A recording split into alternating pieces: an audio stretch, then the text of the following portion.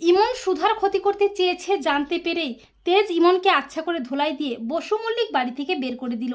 হ্যাঁ বন্ধুরা, আমরা এমনটাই দেখতে পাবো শুভ বিবাহ ধারাবাহিকের আগামী পর্বগুলোতে।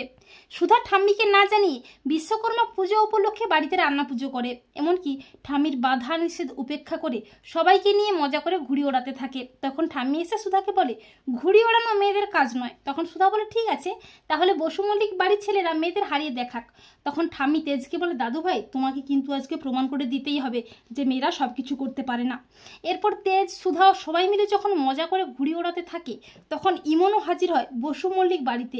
আর ইমন সুধার ক্ষতি করতে গোলাপ গাছ থেকে গোলাপের কাঁটা তুলে সবাইয়ের অজান্তে সুধার পিঠের মধ্যে দিয়ে দেয়। আর সুধার পিঠে গোলাপ কাঁটা ফুটে গেলে সুধা চিৎকার করে ওঠে। আর সুধার চিৎকার শুনে চমকে ওঠে সবাই। তেজ বলে, কি হলো সুধা? সুধা বলে, মিস্টার বসু মল্লিক, আমার মনে হচ্ছে পিঠে কি যেন একটা কাঁটা ফুটে গেল। তা শুনে তেজ অস্থির হয়ে দেখে সুধার পিঠের মধ্যে গোলাপ কাঁটা। তেজ বলে, গোলাপের কাঁটা কিভাবে এলো? তেজ বুঝতে পারে এটা ইমনেরই কাজ। তেজ বলে, ইমন, তুমি এটা করেছো তাই না, সুধাকে কষ্ট দিতে? তখন ইমন বলে, বারে, আমি কেন এটা করব? তখন ঝিনুক বলে, জামাইবাবু, এই লিটিল বেবি করেছে। আর আমি সেদিন দেখেছি লিটিল বেবি ওই বিসর্জনের দিন নদীর ঘাটে ছদ্মবেশে গিয়েছিল আমার দিদির ক্ষতি করতে।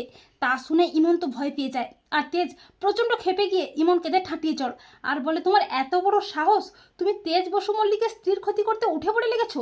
আর কোনোদিন যদি সুধার ক্ষতি করতে এসেছো না, তোমাকে আমি ছাড়বো না, তুমি এক্ষুনি বাড়ি থেকে বেরিয়ে যাও। এই বলে তেজ ইমনকে ঘাড় ধাক্কা দিয়ে বসু মল্লিক বাড়ি থেকে বের করে দেয়। তো বন্ধুরা, তোমরা এটাই চাও তো যে তেজ জন্য ইমনকে ঘাড় ধাক্কা দিয়ে বসু মল্লিক বাড়ি থেকে বের করে দেয়? কমেন্ট করে জানাতে ভুলো না কিন্তু তোমাদের মতামতটি।